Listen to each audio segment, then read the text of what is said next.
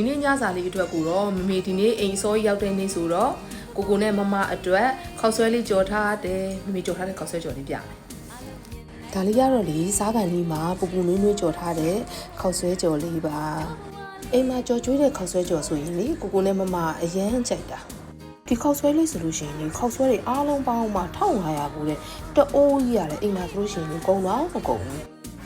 ကိုနဲ့မမအတွက်ခောက်ဆွဲကြော်ထားတာလေးကတော့ရပြီအနက်လေးကလည်းမှုေးနေတာပဲဆိုတော့သူတို့နှစ်ယောက်ကတော့ကြိုက်မှာအသေးချပဲကဲဒီနေ့ခောက်ဆွဲတအိုးကြီးကြော်ထားတာမှလေခောက်ဆွဲဘူးမှာ1500ပဲကျတယ်ကြည့်အောင်ခောက်ဆွဲထဲမှာဂေါ်ဘီလေးတွေမုံလာဥလေးကိုကြိုက်တာလေးကြီးထည့်လိုက်ပေါ့ကွယ်အဲ့ဒါဆိုရင်တအိုးကြီးနဲ့တအိမ်လုံးစားလို့ရတယ်မကြိုက်တာကြိုက်တယ်စားတော့လားစားလို့လေနော်